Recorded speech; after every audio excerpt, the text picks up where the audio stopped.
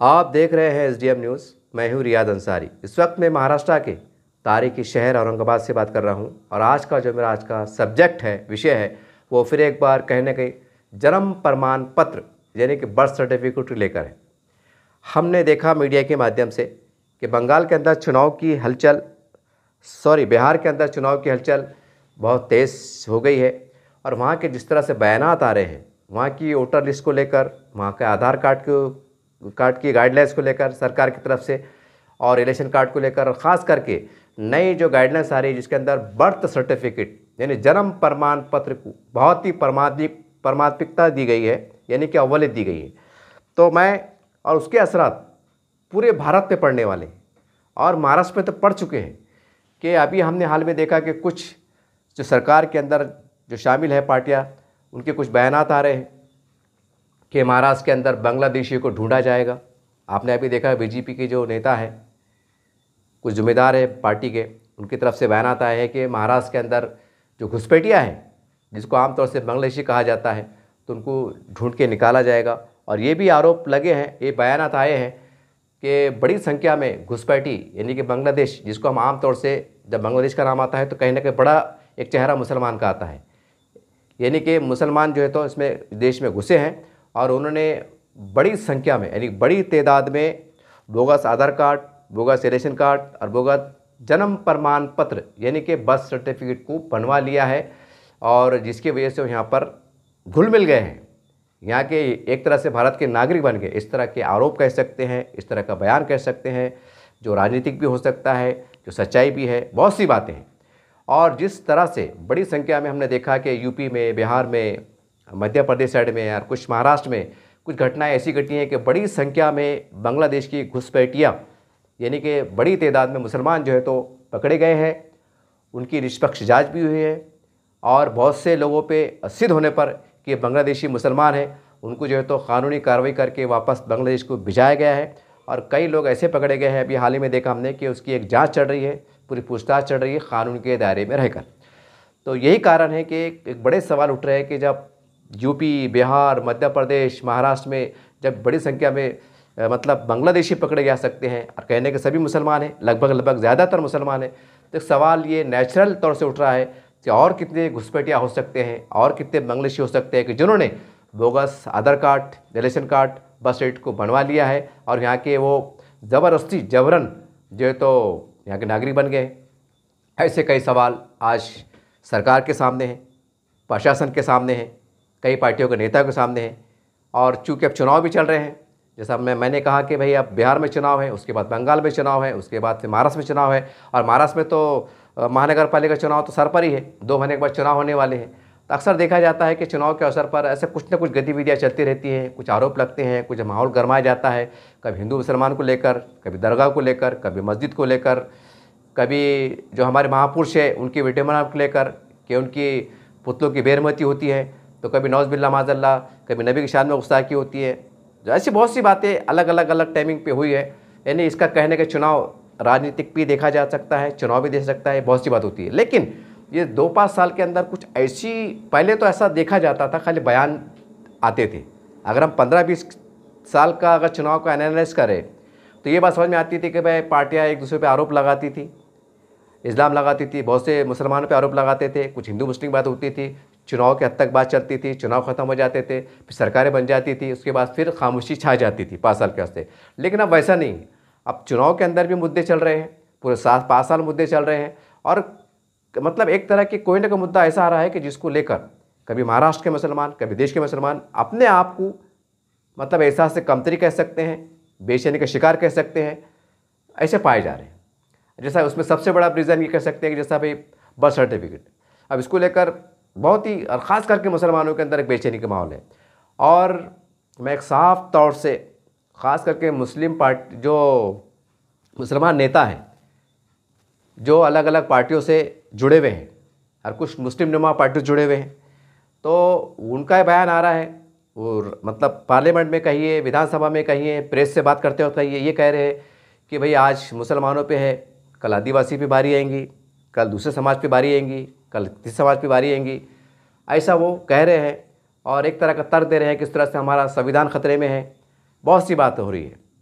लेकिन मैं बड़े अदब एहतराम के साथ तमाम मुस्लिम नेताओं को, क्योंकि आप हमसे बड़े सीनियर हैं, आप हमसे ज़्यादा शऊर रखते हैं, जानकर रखते हैं, लेकिन उसके बावजूद भी आपको मैं इसलिए कह रहा हूँ कि कम से कम आपके हम भी जायज़ा ले रहे हैं, हम भी सोशल मीडिया चलाते हैं कि बहुत से मुसलमान के नेता जो हैं, जो अलग अलग पार्टी जुड़े हुए हैं, जो बड़े माने जाते हैं, उनके बयानात भी कहने के इसके ऊपर आग में घी डालने का काम कर रहे हैं, यानी कि एक ज़बरदस्ती राजनीति कर रहे हैं। जैसा मैं आपको एग्जांपल देना चाहूँगा कि भाई ये कह रहे हैं कि भाई ये खाली मुसलमानों पर बला नहीं है, ये और भी समाज पर बला आने वाली है, उनके ऊपर सवाल खड़े होने वाले हैं। बहुत से और दीगर समाज के पास जो है तो बस सीट नहीं है, फिर उनका क्या होगा, फिर उनका नंबर आएगा, क्या उनको भी देश से बाहर फेंका जाएगा। ऐसी बहुत सी बात को गोल बोल एक बात चल रही है। तो कहते हैं ना छोटा मुँह बड़ी बात, तो मैं एकदम साफ तौर से, क्योंकि हम भी एनालाइज कर रहे हैं गवर्नमेंट की गाइडलाइंस का, पार्लियामेंट में जिस तरह से भाषण हुए, अमित शाह साहब का भाषण हुआ, मोदी जी का भाषण हुआ, और जिससे जो भाजपा के नेता उनका भाषण हुए, उनके बहुत से लोगों ने प्रेस से बात की। कुल मिला के ये बात आ रही है कि भारत के अंदर यानी हिंदुस्तान के अंदर जब पाकिस्तान, बांग्लादेश, अफ़गानिस्तान जो पीड़ित हिंदू है, या और भी देश पूरी दुनिया में जहाँ भी अगर हिंदू के नाम पे उसको पीड़ित किया जाता है, इन्हें सताया जाता है, या हिंदू अपने आप को असुरक्षित यानी गैर महफूज समझता है, तो ऐसे तमाम लोगों के लिए भारत के लिए दरवाजे खुले हैं। भारत जो है तो यानी कि हमारे भारत देश में एक ऐसा कानून बनाया गया है कि ऐसे पीड़ित परिवार को, जो हिंदू है, जो हिंदू के नाम पे सताए जा रहे हैं, टॉर्चर किए जा रहे हैं, तो ऐसे लोगों को भारत के अंदर नागरिकता, उनकी पूरी जांच पड़ताल के बाद जो कानून बनाया गया है उसके आधार पर उनको नागरिकता देने का काम करेंगे। अब सवाल यह है, जब भारत के हिंदू यानी मुसलमान छोड़ के जो है तो उनको एक हिंदुत्व के नाम पर हिंदू मतलब, क्योंकि हिंदुस्तान एक हिंदुओं का देश माना जाता है आमतौर से पूरी दुनिया में, ये एक नेशनल बात है, तो उनको यहाँ पर पनाह दी जा रही है, उनको यहाँ का नागरिक बनाया जा रहा है, यहाँ नागरिकता दी जा रही है। तो सवाल ये फिर अगर देश के अंदर, जिसको आदिवासी कह सकते हैं कि और समाज के कह सकते हैं, मुसलमान छोड़कर अगर उनके पास बर्थ सर्टिफिकेट नहीं है या आधार कार्ड नहीं है, तो ये बात कही जाती है कि फिर उनका क्या होगा। उनका कुछ भी नहीं होने वाला है। जब बाहर के हमारे जो गैर मुस्लिम भाई हैं, जब उनको वो अलग देश के होने के बाद यहाँ उनको नागरिकता देने का एक कवायद कोशिश की जा रही है, कानून बनाए जा रहे हैं, तो सोचने वाली बात है। पर यहाँ के अगर हमारे जो अलग समाज मतलब अदर समाज के जो कहीं ना कहीं हिंदुत्व के दायरे में आते हैं या मुसलमान नहीं है या कोई भी समाज के हो लेकिन मुसलमान नहीं है, तो उनको किस तरह से बाहर ढकला जाएगा। तो ये परकुंडा बंद कीजिए कि भाई और समाज पे आने वाला है, ये ऐसा करने वाला है, ये गुमराहकुन बात है। सिर्फ बात मुसलमानों की चल रही है, वो भी इसलिए चल रही है, उसकी भी बहुत बड़े रीज़न है, कारण है कि भाई बांग्लादेश से इससे पहले बहुत पहले हमने देखा, अगर 20-30 साल पहले जाते हैं तो जब आरोप लगते थे कि भाई कुछ पाकिस्तानी है, घुसपैठी है, वो पहले राजनीतिक बात हुआ करती थी। लेकिन आज जिस तरीके से बड़ी संख्या में बांग्लादेश के जो घुसपैठिया पकड़े जा रहे हैं, उन पर कार्रवाई हो रही है, उनको वापस भेजा जा रहा है, तो उसके रोशनी में, उसके वजह से ये सवाल उठ खड़े हो रहे हैं। कहने का मतलब क्या है कि मुसलमानों का ही मुद्दा है और उसका रीज़न भी है कि उसका ये रीज़न है। अब सवाल ये है आप करें क्या। अब सबसे हैरान कुन बात यह है कि जितने भी मुस्लिम तंजीमें कहिए, जिसमें हमारी अल्हम्दुलिल्लाह तबलीग जमात आती हैं, जमात इस्लाम हिंद आती है, जमीयत उलमा हिंद आती है, अल्हम्दुलिल्लाह बहुत काबिल एहतराम तंजीमें हैं जो इंसानियत का काम करते हैं, अल्हम्दुलिल्लाह ये है। और बहुत से मुसलमान के नेता है, पार्टियां हैं, तो ये एक अलग ही राजनीति में लगे हुए हैं। हालांकि बहुत साफ़ सुथरी बात है कि जो कौम की बात करते हैं, मिल्लत इस्लामिया की बात करते हैं, तो उनके सामने जो सबसे बड़ा संकट है, एक क़ानूनी संकट है, एक क़ानूनी पेचीदगियाँ है, उसको हल करने के बजाय, उसके लिए क़ानूनी तौर से कुछ दरवाजे खोलने के बजाय, उनकी रहनुमाई करने के बजाय कुछ अलग ही राजनीति में लगे हुए हैं, एक अलग ही राजनीति में लगे हुए हैं। और बड़ी तकलीफ़ होती है कि इतने खुले बयानात आने के बाद भी, अगर मैं औरंगाबाद की बात करूँ, मराठवाड़े की बात करूँ, महाराष्ट्र की बात करूँ, तो यहाँ पर ऐसे बड़े पैमाने पर मुसलमानों की रहनुमाई के लिए कोई ऐसा बयान सामने नहीं आ रहा है, कोई रहनुमाई कैंप नहीं लग रहे हैं, हलचल नहीं हो रही है। पता नहीं कौन सी गलतफहमी का शिकार है, ये कौन से ओवर कॉन्फिडेंस में चल रहे हैं, या वो चाह रहे हैं कि चलो अब मुसलमानों पे पहले मुसीबत आन दो फिर हम मैदान में आएंगे। एक अजीब सूरत हाल बनी हुई है। जबकि एक सीधी सी बात है कि जैसा बारिश का मौसम होता है, सैलाब आता है, तो जिसका कच्चा पक्का मकान होता है, तो वो भी जो है तो 100-200 रुपये का प्लास्टिक लाता है, कुश्ती बाड़ों को करता है कि भाई मेरे घर में पानी ना घुसे, मेरा घर गिरे ना, मेरे घर पानी में ना आए, एक नेचुरल बात है, ये एक स्वाभाविक बात है। तो ऐसे ठीक इस तरह से जब खुले खुले तौर पे कहा जा रहा है कि बड़ा सैलाब कह सकते हैं राजनीतिक तौर पर, एक कानूनी तौर पर, कि भाई बताओ तुम्हारे पास क्या डॉक्यूमेंट्स है, तुम्हारे पास क्या दस्तावेज है, ये खुल्लम खुल्ला जग ज़ाहिर हो गया है। तो इसके ऊपर हमको जिस तरह से तैयारी करना चाहिए, जो मुसलमानों की जो मतलब कुछ कमियां हो सकती हैं, कुछ पेचीदगियाँ हो सकती हैं, उसकी रहनुमाई करना चाहिए, वो तो छोड़ दिए, एक अजीब गरीब राजनीति में लगे हुए। बहुत अफसोस होता है। होना तो ये चाहिए था, जितने भी पार्टी के मुसलमान नेता हैं, चाहे बड़े से बड़े हो, छोटे छोटे हो, तो आपको अब ये नहीं देखना है कि कौन चुन के आ रहा है, कौन चुन के नहीं आ रहा है, या आपके सोचने से या आपके बोलने से कुछ हल्का भारी होने वाला नहीं है। अगर चुनाव में अगर आपने उनको 10 बार उनके ऊपर आरोप लगा दिए, बुरा भला बोल दिए, गाली गलौज कर दिए, जैसा हम चुनाव में देखते हैं, बहुत भद्दी किस्म की बातें हो जाती हैं, कुछ होता नहीं है, कुछ भी होता नहीं है, और राजनीतिक जो सियासी फ़ायदा है उनको बराबर मिल जाता है, सरकार बना लेते हैं, चुन के आ जाते हैं, बेड़ा गर्क और सत्यानाश तो सिर्फ मुसलमानों का होता है। सिर्फ चंद जो मुसलमान के जो चंद नेता है वो उनका फ़ायदा हो जाता है। उसके अंदर कुछ मुसलमान के नेता, मुस्लिम नेता बेशक जो कौम परस्त कहलाते हैं, जो संविधान के दायरे में रहकर चलते हैं, आवाज़ को बुलंद करते हैं, लेकिन बड़ी तादाद अगर हम नज़र डालें तो कहीं ना कहीं ये एक राजनीतिक सौदेगर हैं, ये सियासी सौदे करते हैं, और ये कहीं ना कहीं सियासी गुलाम बने हुए हैं। ये तस्वीर बिल्कुल साफ़ हो गई है, इसमें कुछ भी अब रत्ती बराबर भी हम डाउट नहीं कर सकते। तो कहने का मतलब क्या है, अगर औरंगाबाद की बात करूँ तो औरंगाबाद के अंदर कोई ऐसा कैंप नहीं लग रहा है। मैं हैरान हूँ, बड़ी हैरान हूँ कि इतनी बड़ी बात सामने आ रही है, और हम जैसे छोटे मोटे लोग, सोशल मीडिया चलाने वाले, कहने के अब साप्ताहिक पेपर संपादक भी हूँ, और हम जब गली कुचों में घूमते हैं तो बहुत सी पेचीदगियाँ सामने आती हैं, बहुत सी कमियाँ सामने आती हैं, और हम चिल्ला चिल्ला के हमने कई बार बोल रहे हैं, और उसके बाद भी जो है तो हमें हमारी बात को नज़रअंदाज किया जा रहा है, या पता नहीं का पागल करार दिया जा रहा है। अजीब सूरत हाल है। और दूसरी तरफ यही तमाम लोग कौम की बात करते हैं, मुसलमानों की बात करते हैं। बड़ी अफसोस की बात है, बहुत अफसोस की बात है, बहुत दुख होता है। तो ये वीडियो बनाने का हमारा एक ही मकसद है कि देखिए सरकार जो कदम उठा रही है, इसमें कोई शक नहीं कि आपको तकलीफ़ हो रही है, आप चिल्ला रहे हैं, आप रो रहे हैं, आप जो भी है आरोप लगा रहे हैं, वो अपनी जगह दुरुस्त है। लेकिन ये सच्चाई को सामने रखना पड़ेगा। बड़ी संख्या में महाराष्ट्र में या अदर स्टेट में जो भी ये 1000-2000 जैसा पेपरों में छपा है, मीडिया में छपा है, उसकी बुनियाद पर मैं कह रहा हूँ, आपने भी पढ़ा है, देखा है, सब समझ रहे हैं आप। एक बांग्लादेशियों का पकड़े जाना जाहिर सी बात है एक मौका फराहम कर रहा है, एक बहाना फराहम कर रहा है कि हमारे की जांच करेंगे। तो कानून सरकार को अधिकार है, देश की सालियत का मसला है, देश की अखंडता का मसला है, कोई बुरी बात नहीं। सवाल ये है कि आपको उसके लिए, तो ऐसे हालात में मेरी आपसे अपील है कि जितने भी लोग हैं, ये पूरे महाराष्ट्र में, पूरे ग्रामीण में, पूरे खेड़े में, पाड़े में, सिटी में, आप जो है तो एक रहनुमाई कैंप लगाइए।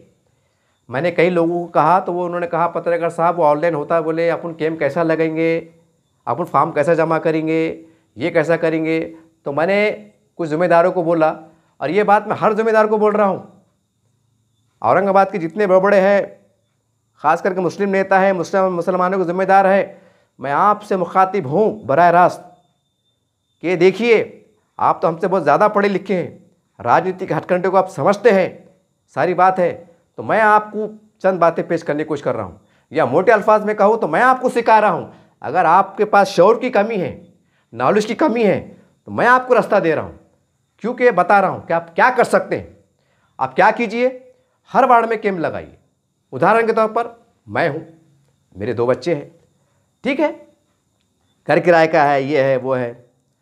अब होता क्या, कोई गरीब है तो जाहिर सी बात है कोई घाटी में पैदा होता, कोई सरकारी स्कूल में पैदा होता, कोई महानगर पालिका दवाखाने में पैदा होता, कि छोटे मोटे प्राइवेट में पैदा हो जाता, जो भी है बच्चा पैदा हो जाता, उसकी पौती रहती, भरने में देर हो जाती, या वो भरते हैं, महानगर पालिका जाते हैं, वहाँ पर चक्रा होती है, वो बेचारा काम धंधा रोज़ कमाने वाला रहता, वो चक्रा मार के थोड़ा परेशान हो जाता है, उसमें से थोड़ा वक्त निकल जाता है, कभी साल निकल जाता है। जब साल निकल जाता है तो कानून के हिसाब से फिर आपको जैसा उसका तरीका बताया गया है कि भाई फिर आप वो वकील लगा के जो है तो कोर्ट से करना पड़ता है, उसका रीज़न बताना पड़ता है कि आप इतना अपना टाइम पीरियड लगाए क्यों। और ये तादाद बहुत बड़ी है, ये तादाद कम से कम मैं समझता हूँ, जो मेरा सर्वे खुद का है वो 25 से 30% के आसपास है, यानी 100 में से 25-30% जो टेक्निकल के मारे हैं। गलत कुछ भी नहीं है, अल्हम्दुलिल्लाह 100% जो यहाँ के मुकामी लोग हैं सबके पास पुरावे हैं, लेकिन पुरावे में थोड़ी कमतरता है, कुछ टेक्निकल मजबूरियाँ हैं, कुछ गलतियाँ हैं, कुछ पेचीदगियाँ हैं, कुछ कमियाँ हैं। तो उसकी खाना पूरी करने के लिए, उसको कंप्लीट करने के लिए आप रहनुमाई कैंप लगाइए। अरे भाई, जैसा मैंने कहा कि मेरे 2 बच्चे, भाई मेरे को मंगाइए, भाई तुम्हारे 2 बच्चे हैं ना, आपने नहीं बनाए ना, आपने कार्रवाई करे थे तो आपने क्या कार्रवाई करे थे, क्या काला पीला कागज़ लगाए थे वो तो बताओ। अब मैं लेके आऊँगा साहब, ये मेरी बीवी का है, ये मेरे बच्चे, ये मेरा है, ये मेरे बच्चों का है, ये दवाखाने चिट्ठियाँ है, ये ऐसा है वैसा है। जब आप मेरी फ़ाइल चेक करेंगे तो आपके समझने में आसानी होगी कि भाई मैंने कार्रवाई सही करा था कि गलत करा था, क्या मैंने फॉर्म सही भरा था कि गलत भरा था, क्या मेरे से क्या चूक हुई है, मेरे से क्या गलती हुई। अब ये चेक कौन करेगा। अब ऐसे नहीं बोल सकते ना कि मियाँ अब तुम पैदा कर रहे ना, अब तुम देखो ना, हमने घर में जागते बैठना क्या, हमने तुम्हारे फार्मा भरते बैठना क्या। जब कौम की बात कर रहे हैं, जब लीडर की बात कर रहे हैं, जब कौम पे बड़ी मुसीबत आने वाली है तो सबसे बड़े मुसीबत को आपको देखना पड़ेगा। आप बहाना नहीं कर सकते वो ऑनलाइन है, हम नहीं कर सकते, हम क्या कर सकते। अरे भैया, ऐसे गट्ठे जमा करो, एक कैंप लगाओ, महानगर पालिका से नुमाइंदगी करो, ज़्यादा कलेक्टर साहब से नुमाइंदगी करो, टाइम पड़ा तो सरकार से बात करो। यहाँ हमारे पास 3 आमदार है, 2 खासदार है। हाँ, औरंगाबाद देखने में नहीं आया। अरे ये आमदार लोग हैं नहीं, ये खासदार लोग हैं, बड़े लोग हैं, जिम्मेदार है। ठीक है, आपकी सोच हो सकती है कि भाई ये फ़िरका परस्त पार्टियों से है, ये ऐसा है, ये वैसा है, ये बोलते हैं, लेकिन कभी देखने में नहीं आया कि औरंगाबाद के अंदर बड़े बड़े जिम्मेदारान, खासकर मुसलमानों के, कभी अतुल सावे के पास गए, कभी संजय शिष्टार साहब के पास गए, कभी प्रदीप साहब के पास गए कि साहब ये मुद्दा है वह है और हम जो है तो कुछ आपसे इसमें मदद चाहते हैं, हम कैंप लगाना चाहते हैं, सरकार से बात किया। कैंप बोले तो मतलब सरकार से बात करो कि भाई इसके अंदर जो आपने सख्तियाँ लगाई है कि ये होना, घर का टैक्स होना, ये होना, आप सरकार में है। अरे ऊपर से गाइडलाइंस आ रही है ना भाई, अब चाहे कलेक्टर साहब हो या कमिश्नर साहब हो, अभी सरकार से बड़े हो सकते क्या। ऊपर से अगर मंत्रालय से अगर उनको गाइडलाइंस जारी हुई कि नहीं भाई आप ऐसा नहीं ऐसा करो, तो जाहिर सी बात है जो कमिश्नर साहब भी है, कलेक्टर साहब भी है, तो वो केंद्र सरकार बोलो, कलेक्टर साहब बोलो तो केंद्र सरकार, और कमिश्नर साहब बोलो तो हमारा सरकार। तो जब इनके दिशा निर्देश होंगे, गाइडलाइंस आएंगे कि भाई ठीक है आप ऐसे नहीं काम करो, तो वैसा काम करेंगे। ऐसा नहीं ना कि कमिश्नर साहब बोले कि नहीं मैं अपने आप में पावर है, मैं सुपर पावर है, पूरा मंत्रालय मेरे कंट्रोल में है या मुख्यमंत्री मेरे कंट्रोल में है, ऐसा कुछ है क्या। नहीं, ऊपर से जैसे आदेश आएंगे, जैसे उनकी बातचीत होंगी, वो हिसाब से ये भी अधिकारी काम पे लगते हैं कानून की चौकट में रहकर। तो जब अगर हम सरकार से बात करेंगे, सरकार से कोई अच्छे अंदाज से बात करेंगे, ठोस नुमाइंदगी करेंगे, तो हो सकता है सरकार भी कुछ राज़ी हो जाए कि भाई ठीक है कोई बात नहीं भाई, सही बात है। हम क्या बोले कि भाई कि जो गैर ज़रूरी लोग हैं उनको वो करो बना के, तो बोगस को करो। बोगस का तो हम समर्थन नहीं कर रहे, लेकिन जो लीगल लोग हैं, जो कम पढ़े लिखे हैं या ज़्यादा पढ़े लिखे नहीं है, या एकदम बहुत रोड पे है, रोज़ खाते, ज़्यादा मतलब सरकारी नॉलेज की मालूमात नहीं है, तो ऐसे लोग रहने में हमको करना पड़ेंगे। तब ऐसे गट्ठे लिया कि हमको बताना पड़ेगा कि साहब इसके अंदर तो सब सही है। जैसा मैंने पेश किया, मेरे एग्जाम्पल दिया कि भाई देखो मैंने सब दिया था, अब मेरे फार्म की जॉराक्स भी है, तो आप ये सब उसकी ओसी भी है। तब ये सब गट्ठे लिया कि आप कमिश्नर साहब को बोल सकते हैं ना कि साहब ये हमारे पास 500 फॉर्म पड़े हुए हैं पूरे साल भर के अंदर, या 200 फॉर्म पड़े हुए हैं, ये नहीं हुए। अभी फाइल में हमने स्टडी करे, इसके अंदर तो कोई कमी नहीं है, फॉर्म सही भरा हुआ है, स्पेलिंग सही है, दवाखाने कागज़ सही है, माँ का आधार कार्ड भी सही है, बाप का आधार कार्ड भी सही है, फिर इनका काम नहीं हुआ, ये बेचारा चक्रा मार रहा, इसका जिम्मेदार कौन है। अब सामने सबूत रहेगा तो आप कमिश्नर साहब से ठोस नुमाइंदगी नहीं कर सकते। कमिश्नर साहब भी जायज़ा लेंगे कि हाँ भाई ये सही है कि गलत है, क्या है सही है, अगर सबूत बताएंगे तो वो भी कुछ सोचेंगे कि हाँ भाई ये सही बात है, कोई रास्ता निकलेगा। अब हम खाली हवा बातें करेंगे कि अब सता रहे, चक्रा मार रहे हैं, ये कर रहे, वो उस पर लौट रहा, वो उस पर लौट रहा, वो उस पर लौट रहा, तो ये चलने वाला नहीं, ये बिल्कुल चलने वाला नहीं है, कतई चलने वाला नहीं है। अब सरकार किसकी बन रही, क्या आ रही, इसके चक्कर में मत जाओ। क्या भ्रष्टाचार हो रहा, कौन क्या पैसे डुबा रहा, कौन क्या लेके भाग रहा और कौन क्या कर रहा, ये भी मेरे नज़रिए से एकदम फजूल बात है, फजूल एकदम, मैं तो कहूँगा बकवास बात है। आज मुसलमानों पे एक सबसे बड़ी एक मुसीबत आई हुई है कि छोटे छोटे उनकी रहनुमाई करना, गट्ठे जमा करना, उसको भागदौड़ करना, उसको वक्त लगेगा तो उसको पैसा खर्चा करना पड़ेगा, अपना जान माल लगाना पड़ेगा, ये सब करके सारे कलेक्टर साहब के सामने, कमिश्नर साहब के सामने ये भड़कना पड़ेगा कि साहब हमारे लोगों ने मुस्लिम समाज ने तो पूरी कार्रवाई करा हुआ है, हमको तुम जानबूझ टालम टाल कर रहे हैं, क्यों ना उन पर कार्रवाई की जाए। टाइम पड़ा तो पीएल लगाओ, अदालत के अंदर जाओ, सब सबूत जमा करो कानून के दायरे में रह के। जब कानून डंडा चढ़ा ना तो कानून का जवाब कानून देना पड़ेगा ना, कि बस भाषण देते रहेंगे, कि बस वैसे बोलते रहेंगे कि हम देख लेंगे यार, तू फिरका परस्त है, तू ये परस्त है, ऐसे थोड़ी बात चलने वाला है। ये बोल बचने का टाइम ही नहीं है। जीआर आ रहे हैं, कानून आ रहे हैं, गाइडलाइंस आ रही है सरकार के, मतलब कमिश्नर साहब इतना मतलब अभी निकला है कि भाई ये होना, टैक्स होना, ये होना, तो कमिश्नर साहब दिल से थोड़ी पढ़ रहे, ऊपर से कोई दिशा निर्देश आ रहे होंगे, कुछ बातचीत हो रही, तो भाई हमको भी सरकार से जुड़ना पड़ेगा ना, कि बस आप इंतजार करें नहीं बड़ी मुसलमानों मुसीबत आन दो, एक 10-12 हज़ार मुसलमानों को उठा के ले आन दो, फिर हम रोड पे आएंगे, फिर हम धरने भी निकालेंगे, मोर्चे भी निकालेंगे, फिर विभागीय आयुक्त से नुमाइंदगी भी करेंगे, कलेक्टर से नुमाइंदगी करेंगे, फिर मंत्रालय तक भी जाना पड़े पैदल तो हम चल लेंगे। ये तो दीवानगी की बात है। अरे भाई जैसा हम बोल रहे कि भाई हमारे साथ नाइंसाफ़ी हो रही, यहाँ बात है, कॉमन बात है, आप इंक्वायरी कर सकते। तो मैं मैं अगर कर चलेगा कमिश्नर साहब के पास कि साहब हमारे साथ नाइंसाफ़ी हो रही, सामने बोले बताओ क्या है, तुम झूठ बोल रहे, कमिश्नर सामने बोले तुम झूठ बोल रहे, बताओ क्या सबूत है तुम्हारे पास, तो क्या बताएंगे, खाली बोलो वचन दे के आ जाएंगे, नहीं जमता ना, बताना पड़ेगा कि देखो साहब किराड़पुरे में 100 लोग हैं, बाजीपुरे में कुछ 5-25-100 जो भी है, देखो साहब ये हमने कार्रवाई पूरी करे, लेकिन सताया गया, ये गरीब आदमी है, ये मौज वाला है साहब, ये मट्टी काम वाला है साहब, ये अगर 4 दिन चक्रा मारेंगे इसके क्या बच्चे खाएंगे, ये भूखा नहीं मरेगा। ये सारे सबूतों के साथ हमको सख्त नुमाइंदगी करना पड़ेगी, इसके लिए हमको जान माल वक्त लगाना पड़ेगा। ये शो पुट अपने आधे घंटे में दे दिए, अपना गाड़िया में आए बैठे, गाड़ा 2 व्हीलर पे आए निकल गए, ये वो इतना दबदबा नहीं रहे अपना, अब बहुत हाथ पर जोड़ने का काम आ गया, अब बहुत मुसीबत में है। अब कौन मुसीबत में? बड़े लोग मुसीबत में नहीं, जो पैसे वाले हैं, बड़े बड़े नेता है, जिम्मेदार है, या ज़्यादा पढ़े लिखे हैं माशाल्लाह, जिनके कानून वाले होते हैं, उनको तो वो तो मज़े में से रहने वाले भाई, लेकिन जो आम लोग हैं, जो साधारण लोग हैं, अब उनको संभालना पड़ेगा ना।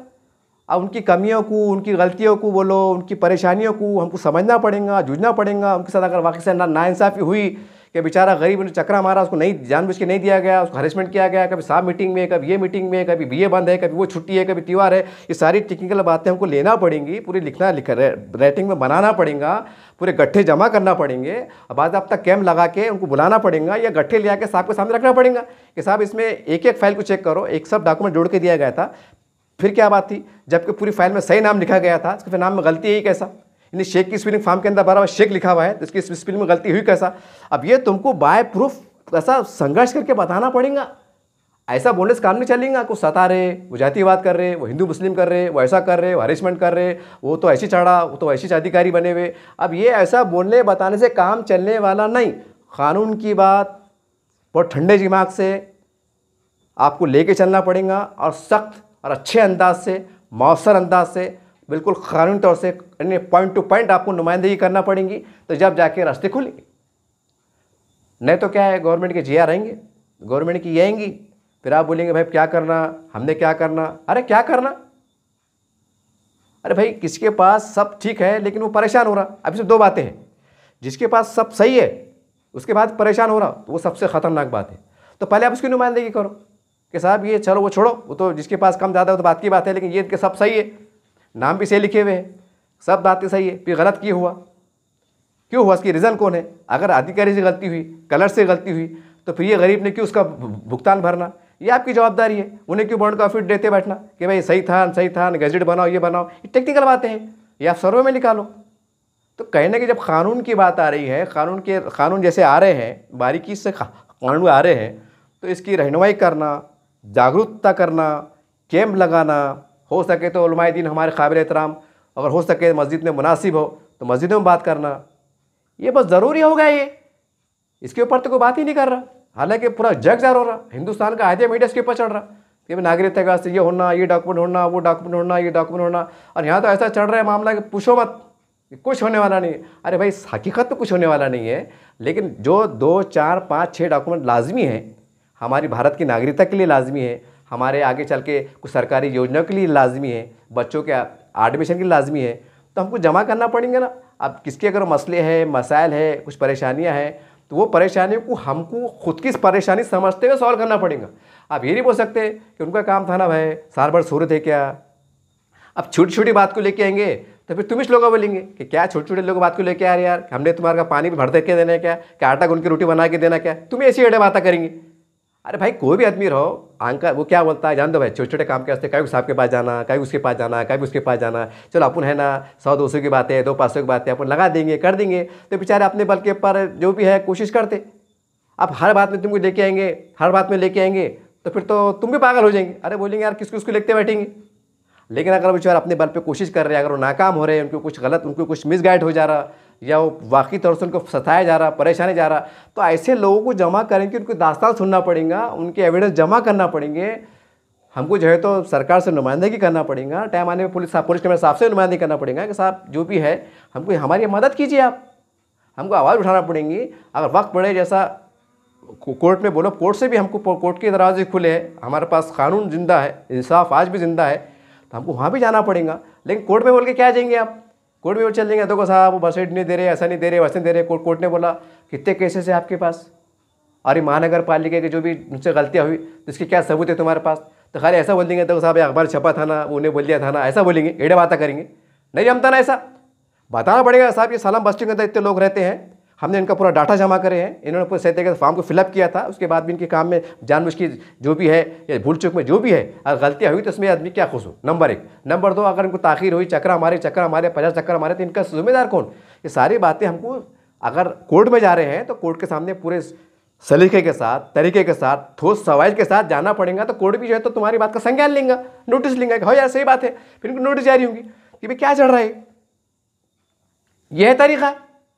बस वो मोदी जी को हटा देंगे, शाह साहब तुमको उसला देंगे, बीजेपी को दफना देंगे। अरे मत करो एड़े ऐसी बात, उसकी वजह से सब लफड़े बढ़े आ रही है। अब कोई भी आओ कोई भी जाओ, उनको तुमको मेहनत करे कमाना खाना ही से। अब ये कड़वा सच है, ना नौकरियाँ लगती है ना कुछ लगती है, अल्लाह भरो, अल्लाह है सबसे बड़ा, अल्लाह चला रहा बस। तो कम से कम जो 7-10 चीज़ें जो कानून की जो ज़रूरी चीज़ें हैं कि भाई आगे उन पर कोई मुसीबत ना आए। अब सवाल मेरा ये है, और सबसे सवाल है मेरा कि भाई अभी जैसा कहा जा रहा है कि बस साइड पे एक तरह की रोक लग गई, रोकने लगी, लेकिन जो डॉक्यूमेंट्स की शरायत आ रही उसकी वजह से ऑटोमेटिक रोक लग गई, टेक्निकल के तौर पर। ऐसे 2-5 साल निकल गए, जो आज साल भर का बच्चा है उसी वजह से उसका अगर बर्थ सर्टिफिकेट नहीं बना, वो 5 साल 6 साल का हो गया, तो 6 साल का बच्चा पहले में जाता। अब वो गरीब माँ बाप मिस्त्री काम करने वाला, रिक्शा ड्राइवर वाला, जान दो यार क्या करते हैं आप, कितना चक्रा मारना, मिसाल तौर पर 6 साल का हो गया। अब 6 साल के उन्हें निकाला इसने। अब जाहिर सी बात है, 6 साल निकाले तो पहला सवाल ये होता, अगर तुम अधिकारी के पास जाएंगे कि साहब मेरा बच्चा 6 साल का होगा और मेरे को लाजिम होगा मेरा बच्चे को स्कूल में डालने का है, अब मेरे को जन्म प्रमाण पत्र होना, तो जाहिर सी बात है अधिकारी साहब तो बोलेंगे ना कि मियाँ तुम क्या करते थे, तुम सो रहे थे कि रो रहे थे कि धो रहे थे, कुछ ना कुछ तो बात होंगी ना ऐसी, इतनी लापरवाही। अब तुमने लाख बोलेंगे साहब मैंने 50 चक्का मारा, अरे कौन देखा कि तुमने वीडियो शूटिंग कर रहे थे क्या, तुम गेट में घुस रहे, गेट में लिखा रहे। अब ये चलने वाला लेना, अब बहुत सी बात है। अब हमको थोड़ा नए माहौल में, नए दिशा में जो हथकंडे अपनाए जा रहे, जो बातें सामने आ रही, उसको हम कानून के दायरे में रहकर उसका तोड़ हम कैसा कर सकते हैं, कुछ ऊपर उठ के हम कैसा काम कर सकते हैं। अब ये काम करने की ज़रूरत है। खाली बयान दे रहे, खाली आरोप लगा दे रहे, वो उसको बुरा बोल दे रहा, वो उसको आरोप लगा रहा, ये चलने वाले नहीं ना। ये आरोपों में राजनीति चल जाएगी, लेकिन जो गरीब मुसलमान है, ज़्यादा चाहे बड़ी तबका जो ज़्यादा समझ बुझ नहीं रखता, वो मार खा जाएगा। फिर आप कैसा बचेंगे, फिर आप कैसा करेंगे। सवाल है ना, आज अगर आने वाले 2-5 साल के अंदर 10,000, एक एग्जाम्पल में दे रहा कि भाई गरीब जो सलाम बस्ती में रहते, मतलब किसी वजह से गुर्बत के मारे, परेशानी के मारे, कुछ टेक्निकल के मारे अगर उनके रह गए, जो भी है कि समझ रहने को रहनुमाई नहीं कर रहा, बता रहा नहीं, सिखा रहा नहीं, एक मिसाल जैसा, अब वो रह गए, अब 10,000 बच्चों का एडमिशन नहीं हुआ तो कितना बड़ा नुकसान है उनका। अरे भाई 6 साल का बच्चा होगा, उसको पहले में जाने का टाइम आ गया, और आप आज इतनी सख्ती आ गई तो आने वाले साल में तो ऐसा रहेगा कि बाप रे बाप रे। अरे बात बात पे जो है तो आप जन्म प्रमाण पत्र, रिक्शे का लाइसेंस, प्रमाण पत्र, कहीं ऐसा ना हो जाए मज़ाही तौर से बड़ा कि आटे की चक्की भी जा रही तो बोलेंगे बता भाई जन्म प्रमाण पत्र, कि तो बांग्लादेशी तो नहीं मेरे पास आटा पिसा रहा। एक मज़ाही बात पड़ा में, यानी मतलब समझ रहे तुम बात को, यानी बात बात पे इतने हो जा रहा। अब हर बात पे होगा ना, अब सरकार ने लागू कर देना कि हर काम में बुनियादी चीज़ अब जन्म प्रमाण पत्र माना जाएगा। जब ये सर्कुलर आ गए, गाइडलाइंस आ गई, उसके ऊपर थोड़ा थोड़ा काम बढ़ रहा, तो उसके वजह से अब तुमको ये समाज में ये नज़र डालना पड़ेगी कि भाई समाज का क्या हाल है, कितने लोगों के पास नहीं है तो उसके रीज़न क्या है, उस केम लगाना पड़ेगा, सारी बात है। अभी जज्बात की बातें, थोड़ी बहुत हिंदू मुस्लिम की बातें, नफरत की बातें, या उसके आड़ में राजनीति चलाने की बातें, ये राजनीतिक बातें, ये बिल्कुल बंद कर दो। कुछ होने वाला नहीं, आरोप लगाओ, ये लगाओ, कुछ होने वाला नहीं, आपके सामने है। मालेगांव बम ब्लास्ट का जो फैसला आया, ये आपके सामने है। ठीक है कानून से काम हुआ जो भी हुआ, लेकिन कुछ समझिए ना आप। इतने पर भी आप गफलत का शिकार रहेंगे और मतलब तैयारी नहीं करेंगे, अभी टाइम पे बोलेंगे तुम ऐसा कैसा कर रहे हैं, जातिवाद कर रहे हैं, हिंदूवाद कर रहे हैं। नहीं चलता ना, ऐसा नहीं चलता ना। जब आपको मालूम है कि 4-5 कागज़ लाजिम है तो आप अपने महल्ले महल्ले में क्यों चला लो कि भाई सबसे पहले बर्थ सर्टिफिकेट, सबसे बड़ा डॉक्यूमेंट तो वही है। तो एक डॉक्यूमेंट के ऊपर एक अभियान चला दो ना, पूरे महाराष्ट्र में, गली में, खेड़े में, कूचे में, सलाम बस्तियों में, झोपड़पट्टियों में, जहाँ भी जैसा भी है चलाओ भाई कि भाई आपने क्यों नहीं बनाए, आप कहाँ के हैं, कैसे है, क्यों नहीं बनाया, आपका रीज़न क्या था, वो सारे कलेक्ट करना पड़ेगा। ये छोटा मोटा काम नहीं है, इस पर वक्त जान माल लगाना पड़ेगा। और बहुत सी पेचीदगियाँ हैं, कमियाँ हैं। कोई अगर नाइंसाफ़ी का शिकार है, कोई अगर तासुब परस्ती के शिकार हुए होंगे तो पूरे शवाहिद इकट्ठा करके हमको जो है तो अपने अपने तौर पे जो जिलाधिकारी होते हैं, विभागीय आयुक्त होते हैं, या टाइम पड़ा तो पुलिस कमिश्नर साहब होते हैं, या उसके ऊपर फिर अदालतें होती है, तो हमको वहाँ तक जाना पड़ेगा। ये छोटी मोटी बात थोड़ी है कि चलो भाई एक आ गया, कौन कर रहा है, कौन देख रहा है, कौन आ रहा। अभी साल भर में के अंदर जनगणना होने वाली है, और जनगणना के अंदर अगर अब जाहिर सी बात है अभी जब तक तो ये और सख्त कानून हो जाएगा। हाँ, तो पहला कॉलम ये रहेगा बस स्टैंड आहे क्या, नहीं आए तो वो लिख देंगे कॉलम में नहीं आए, नहीं आहे, ठीक है। उसके बाद आधार कार्ड बोर्डे, इलेक्शन कार्ड बोर्डे, राशन कार्ड बोर्डे, ये बोर्डे, वो बोर्डे, जैसे एक एग्जांपल में दे रहा, सब बोर्डे। लेकिन अगर जो नई पीढ़ी है जो 18-20 साल की है, उनके अगर उसमें अगर ऊपर कॉलम में आप बताने में नाकाम रहे कि भाई हमारा बच्ची है, बच्चा 18 साल का होगा, 20 साल का होगा, 15 साल का होगा, लेकिन बर्थ सर्टिफिकेट नहीं है, तो अब जाहिर सी बात अधिकारी साहब तो नहीं लिखेंगे ना, नहीं लिखेंगे। अब ये लिखते बैठेंगे कि नहीं इनकी परेशानी थी, पैसे नहीं थे, बीमार, इनके अब्बा बीमार पड़े थे करके जाना नहीं हुआ था, ये ऐसे काम बातें लिखेंगे। वो अधिकारी है, कहीं को टाइम पास करेंगे। ना ही है क्या, बताओ, है तो बताओ, ओरिजिनल पे बताओ, सीधी सी बात है, नहीं है। अब वो पहले कॉलम में बर्थ सर्टिफिकेट ना ही आहे, 6 सर्टिफिकेट आहे, तो मेन डॉक्यूमेंट तो बर्थ सर्टिफिकेट है। तो जाहिर सी बात है फिर अब तो उसके ऊपर इंक्वायरी होंगी। इंक्वायरी बोले तो मतलब पूछताछ होंगी कि भाई क्यों नहीं बनाए, क्या नहीं बनाए, जब तुम्हारा नहीं तुम्हारा अब्बा का बताओ। अब जाहिर सी बात है आज जब 20 साल के बच्चे का नहीं है तब आपका कहाँ से बनेंगे। अरे जब आज जो बाशऊर है, इतना हालात आने के बाद, पेपरों में आने के बाद, मीडिया में आने के बाद नहीं बनाए, या जो भी वजह से मामला पीछे पिछड़ के चल रहा, तो जाहिर सी बात है उनके जब आप जो 40-50 साल की उम्र के रह रहे, तो वो तो बोलेंगे साहब हमारे ज़माने में थे नहीं कुछ, वो तो इंदिरा गांधी थी और ये था और वो था, अजीब गरीब बातें चलेंगी। और दूसरी बात हम ये भी देख रहे हैं पूरे महाराष्ट्र के अंदर, एक मैं आपको एग्जांपल देना चाहूँगा, 2 एग्जांपल, कि वक्फ बोर्ड की ज़मीन के वास्ते पूरे भारत में अभियान चला, आज भी चल रहा।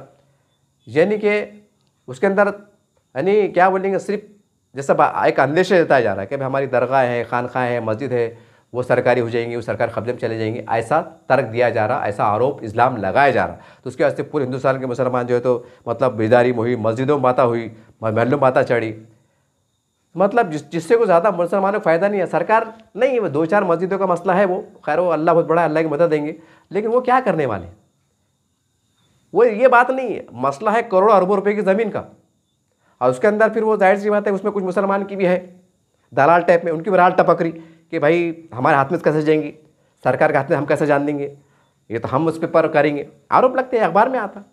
ये है झंझट, मतलब मसला कुछ और ही है, जाति वफास परस्ती की बातें हैं, लेकिन चूंकि मसला मुसलमानों को, नहीं मुसलमान हो तुमको रोड पे आना पड़ेगा। बोलने का मतलब ये है कि वो ज़मीन बचाने के वास्ते लाखों हज़ारों मुसलमानों को रोड पे उतारा गया।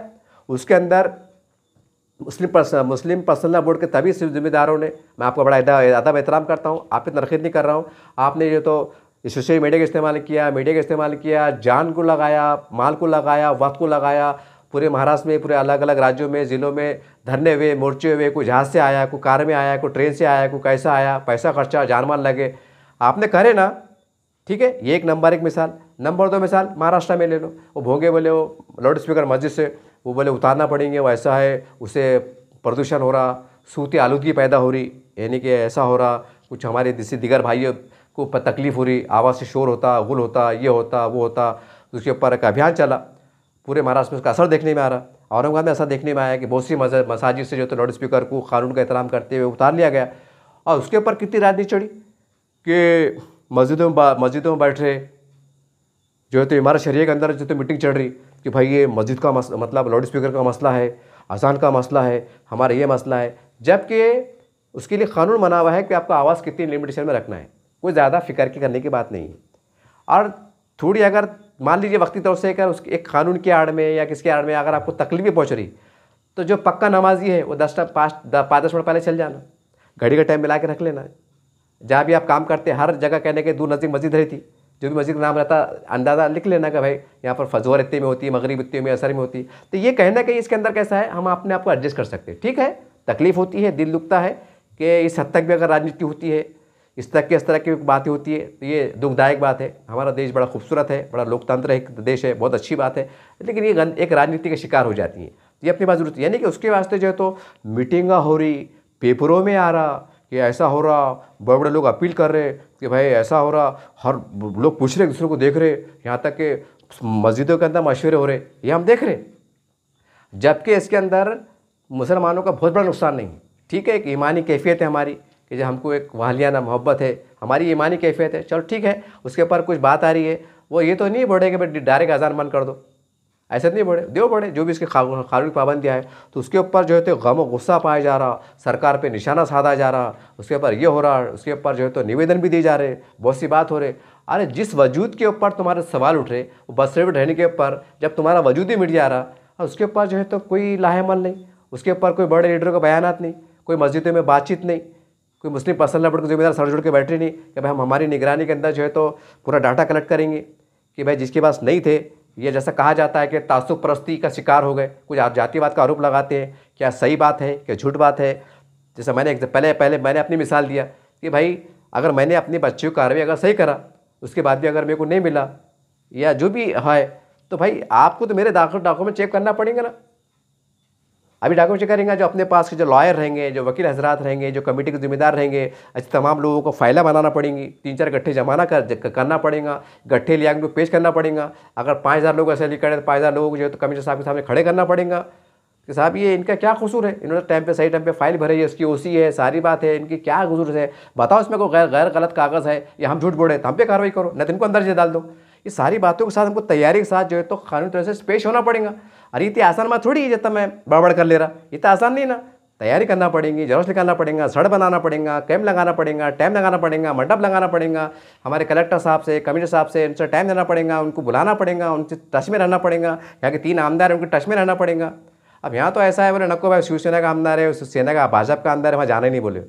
अरे भाई अपन भी वहाँ जाते नहीं तो फिर उनके दिल में नफरत बढ़ जाती, ये अपने को वोट देती नहीं। अरे भाई कुछ ना कुछ कंप्रोमाइज करना पड़ेगा ना, कुछ ना कुछ मिलना पड़ेगा, झुलना पड़ेगा, एकदम हकाल छोड़ हटाओ हम नहीं आते, बल्कि बड़ापन देना पड़ेगा, कुछ सियासी रास्ते तलाशना पड़ेंगे। हो सकता है वक्त आने पर सियासी दोस्ती की एक तरह की पहल भी हो सकती है। ये सारे एंगल से हमको चलना पड़ेगा। खैर वो राजनीति की बात होगी, मैं उस तरफ जाना नहीं चाहता हूँ, मैं खाली एक एग्जाम्पल दिया था। बोलने का मतलब क्या है कि जिस तरीके से मस्जिदों के अंदर बेदारी मुहिम कि भाई एक ही कागज़ है, अगर बर्थ सर्टिफिकेट क्लियर है तो वहाँ से फिर तुम्हारा आधार कार्ड भी क्लियर है, वहाँ से तुम्हारा इलेक्शन कार्ड भी क्लियर है, उसके बाद तुम्हारा राशन कार्ड भी क्लियर है, उसके बाद तुम्हारा हर चीज़ क्लियर है। वो तुम्हारी बुनियाद है नई नस्लों के लिए, नई पीढ़ियों के लिए असली। अब इसके वास्ते एक ऐलान करना पड़ेगा कि भाई हम तुम्हारी मदद करते।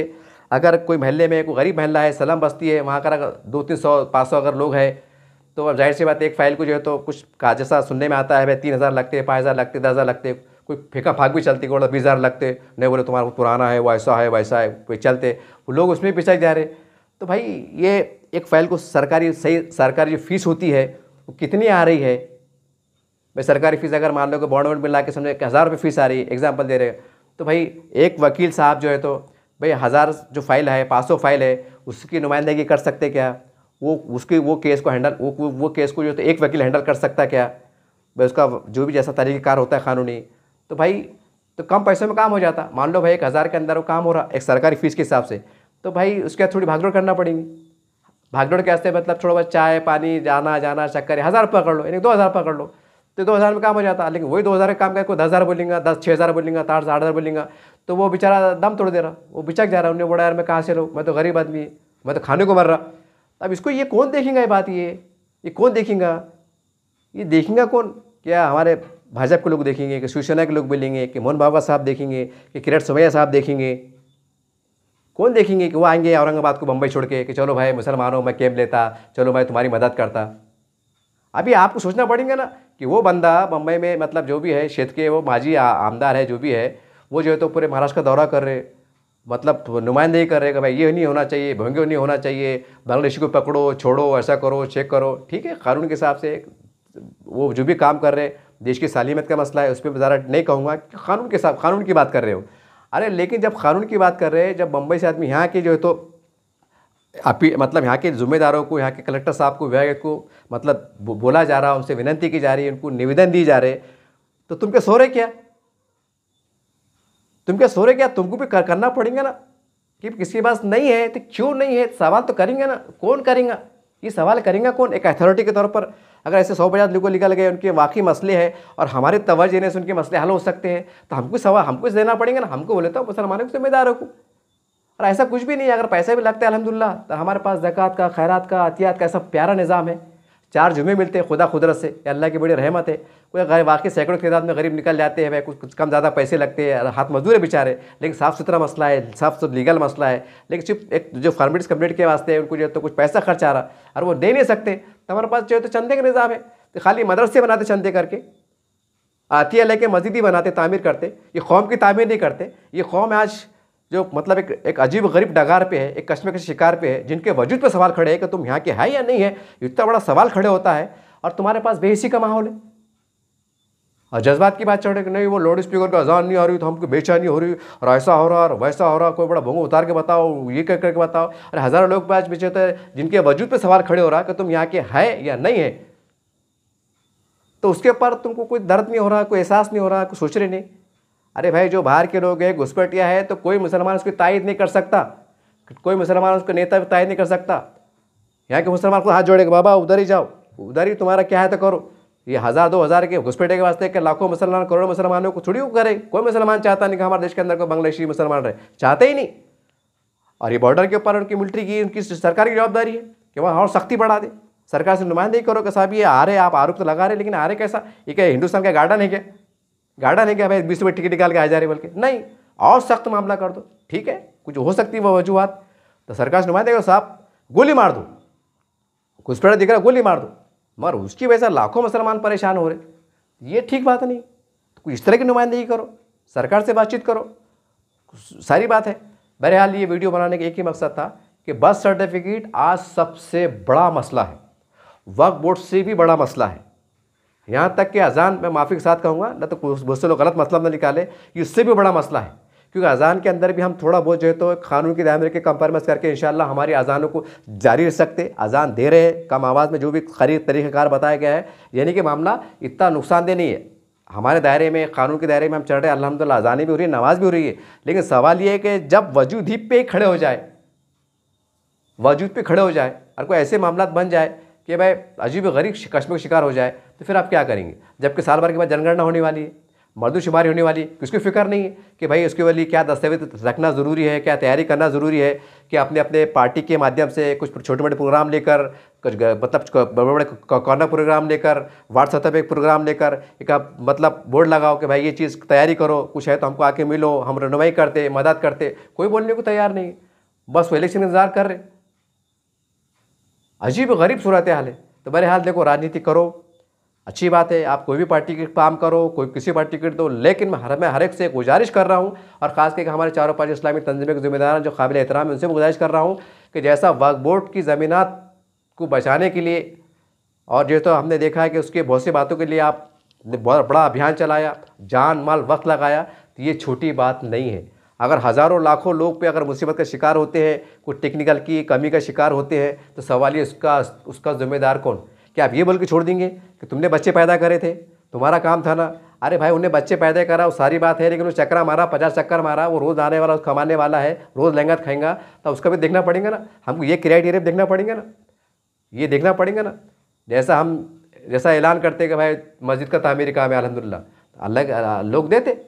कोई ये बोलता है क्या कि भाई वहाँ के गांव से लो, उस लो ना, हमने कहीं को देना, नौज़बिल्लाह माज़अल्लाह, ऐसा बोलते हैं? नहीं, खुश होते हैं, नहीं भाई अल्लाह घर का काम है। मदरसे के तामीरी काम होता तो ऐसा बोलते हैं? अरे यूपी का मदरसा है ना, यहाँ कहीं को आगे तुम, यहाँ हम खुद परेशान, ऐसा बोलते हैं? नहीं, क्या बोलते हैं? नहीं भाई मदरसे हमारे दिन के खिले है, दो 1000 500 25 50 रुपये दो बोलते हैं ना।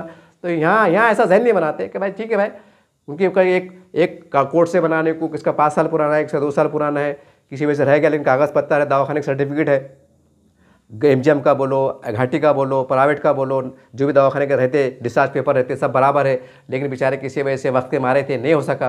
तो भाई अब इनकी फाइल को जो है तो अब कोर्ट से हम करा रहे, जो भी तरीक़ेकार होता है कानूनी, भाई इसको किसको 3,000 खर्चा आ रहा है, किसको 5,000 खर्चा आ रहा है और वो देने की कंडीशन में नहीं है। अब ये भी हमको कहना कि करना पड़ेगा ना, ये भी कौम का काम है ना, ये कौम है ना, ये जिनके सीनों में दिल धड़कता है ना, ये अल्लाह बोलते हैं, ला इलाहा इल्लल्लाह बोलते हैं, अल्लाह का नाम लेते हैं, उम्मत मुस्लिमा का हमारा हिस्सा है कि ये बोल के छोड़ देंगे कि नहीं अब हम खाली नहीं, हमारे पास मदरसे मस्जिदा और बस वो क्या बोलते अपने वक्फ बोर्ड के मसले हैं, इनके वास्ते हमारे पास वक्त है, हम पर हिंदुस्तान का दौरा करेंगे, गलियों में फिरेंगे, चौराहे फिरेंगे, इसको बचाने की हम कोशिश करेंगे। लेकिन गरीब मुसलमान जो बेचारे ऐसी आने वाले वक्तों में हज़ारों की तादाद में हो सकते हैं, लेकिन हम इनको बचाने की कोशिश नहीं करेंगे, खाली छुट्टी मुट्टी अपील कर देंगे।